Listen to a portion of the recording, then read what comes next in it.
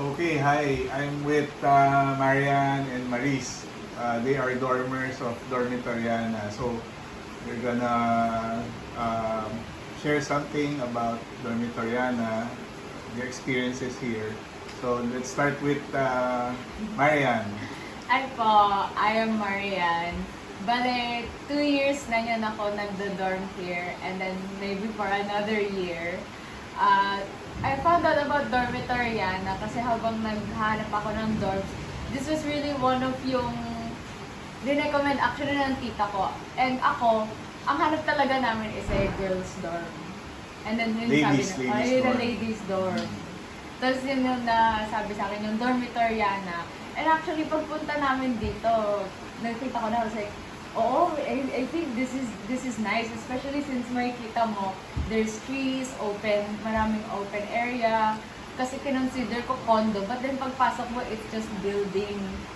So to me, parang pinili ko to kasi ngayon na meron ng good ambience and then there's the fresh air. And yun yung favorite ko pag mag-aaral ako. Actually, in the time na nandito ako, naging favorite ko yung garden area. Doon Wow. ako laging nagsiset up for Courtyard, my yung studies. Courtyard, yes. Actually, makikita nila sa Zoom in class, sabi nila, Marian, nasan ka? Bakit may trees ka? Kasi lahat sila in their rooms. And I'm like, Dormitoriana ako. Okay. Where do you study? UP? UP Diliman So po. that's also a plus walkable Oo nga po. to going to your campus. How Opo. many minutes? Hindi ako much of a walker, pero accessible kasi din siya through jeep and trike. Easily accessible. Pero I know people who, walk or bike to there po. Okay. So, Maris. Okay, so, hi, I'm Marise naman. I dormed here for 2.5 years. So, I came across Dormitoriana in a kind of a different way because my sisters dormed here when they were studying in Ateneo about 20 years ago. Tapos ako naman, I was looking for a dorm. I tried looking for other dorms. And I still fell back to Dormitoriana because I was looking for a safe, and then I checked their pictures and then the ambience was also good. And so, napili ko dito because, it's also convenient because I live quite far away. And actually, the track station that I always took was right outside lang. So, yeah, nagustuhan ko yun. So, I really liked all of that. But I'm really happy that I finished my school all the way through using Dormitoriana. So, Alumni ng yeah, Dormitoriana. alam na. And Yeah. UP. Yeah. Okay, so, you two ladies, when you first entered the premises Dormitoriana, sino ba yung mga nag-asikaso? Meron ba kayong mga memorable people?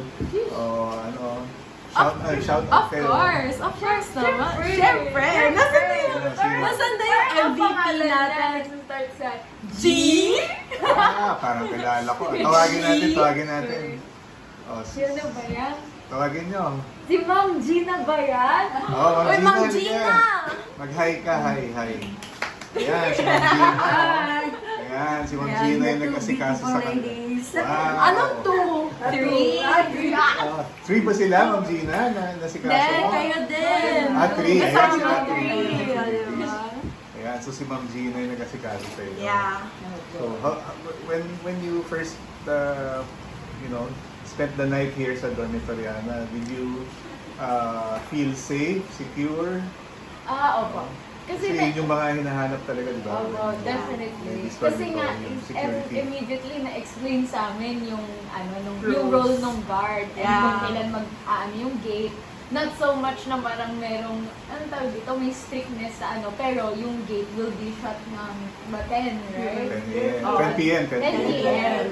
Yeah. Oo, so alam ko na yon. Like, no one comes in na hindi dormer. Yeah. Unless makita ni ate guard who they really are. So yun, nasa-secure talaga yung parents ko when they heard about that. And then makikita mo naman yung no dormers beyond this point. Yeah. Ayun, so They're Oo. very strict about that. One of the things I noted then was yung security guard, even if they're just leaving to use the restroom, they would always first secure the door before ano. So, talagang hindi pwede pumasok na wala yung security guard doon. And then, by 10 o'clock, hindi naman sa hindi pwedeng pumasok. Of course, the dormers can enter, but they have to alert the guard that they're at the door. And then they have to sign a book. So, if the parents also want some parang overview there, hindi naman ini-inform yung parents palagi. Pero just for peace of mind, para alam na kung anong ginagawa. That's also one of the things that we liked also. Para it puts our parents at ease. Na ano sila, na-orient sila ng maayos, Ma'am Zina, no? Alam nila yung mga house rules. Yeah. Oh, that's good. That's good to know. So anyway, can we ask you to invite future dormers to, you know, there are a lot of inquiries. Invite them to our we have a website. Yeah. It's at dormitoriana.com. Tapos we have new flyers. There, not new flyers. Ito nga. We have new flyers. Yan. Tapos our FB page is up and running also. So maybe you can invite yung mga nag-inquire, future dormers. Shush! Punta na sa dormitoriana. Oo nga, Masaya guys. dito. I mean, dun kami nag-meet ni Maris. Dito kami, Tapos non-stop naman ang tuwa namin sa dormitoriana.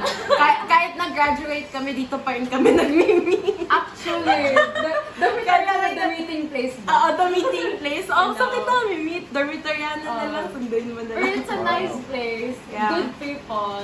Everything naman, you will feel welcome talaga here. Wow. Thank you. Very positive kayo. Yeah. Of No? course. It's our pleasure to have you. Alma mater, almador. So it's our pleasure to have you as our first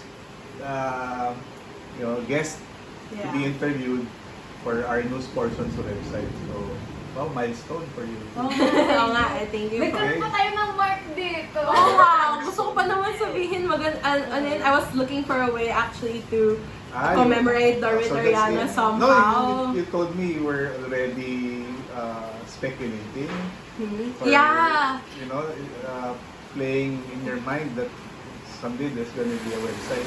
Oo, parang inisip ko nga din eh. Like, I was wishing na parang, I wish there was a website and now it's happening. So I thought, Yeah. finally, the people at least, when they search it online, makikita nila lahat meron ng na. mabibigay ng dorm. So yeah.